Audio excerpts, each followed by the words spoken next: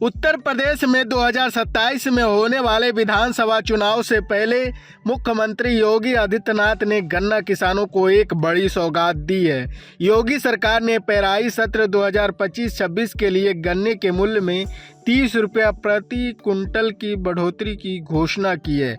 यह बढ़ोतरी गन्ना किसानों के लिए राहत और खुशहाली का संदेश लेकर आई है। सरकार के इस फैसले के बाद अगेती प्रजाति के गन्ने का दाम अब 400 रुपये प्रति कुंटल और सामान्य प्रजाति गन्ने का दाम 390 रुपये प्रति कुंटल हो गया। इससे पहले अगेती प्रजाति का मूल्य 370 रुपये प्रति और सामान्य प्रजाति का मूल्य 360 रुपये प्रति कुंटल था। यानी अब किसानों को हर कुंटल गन्ने पर 30 रुपये का अतिरिक्त लाभ मिलेगा।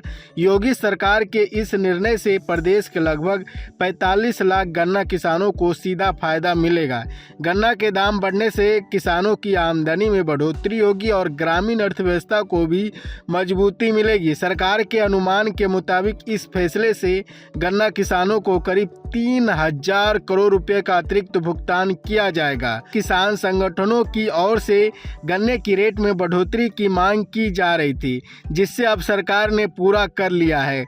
गन्ना विकास एवं चीनी उद्योग मंत्री लक्ष्मी नारायण चौधरी ने कहा कि योगी सरकार ने एक बार फिर किसानों के हित में ऐतिहासिक कदम उठाया है। उन्होंने बताया कि प्रदेश सरकार ने अब तक किसानों को 2,90,225 करोड़ रुपए का भुगतान किया, जो अपने आप में एक रिकॉर्ड है। जबकि 2007 से 2027 तक की सपा और बसपा सरकारों के दौरान किसानों को केवल 1,47,346 करोड़ रुपए का ही भुगतान हुआ। इस प्रकार मौजूदा सरकार ने मात्र 8.5 सालों में पिछली सरकार से 1,82,889 करोड़ रुपए अधिक भुगतान कर नया इतिहास रच दिया।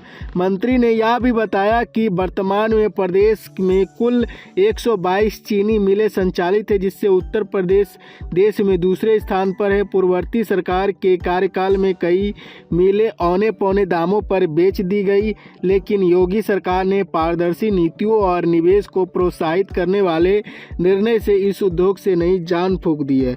अब तक इस सेक्टर में 12,000 करोड़ रुपए से अधिक का निवेश आकर्षित हुआ। पिछले 8 वर्षों में 4 नई चीनी मिल स्थापित की गई, 6 बंद मिलों को फिर से शुरू किया गया और 42 मिलों की उत्पादन क्षमता में विस्तार किया गया।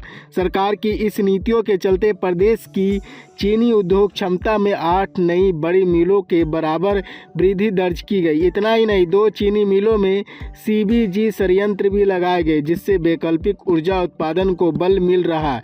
गन्ना क्षेत्रफल में भी जबरदस्त बढ़ोतरी हुई। पहले जहां यह 20 लाख हेक्टेयर था, वहीं अब यह बढ़कर 29.51 लाख हेक्टेयर तक पहुंच गया।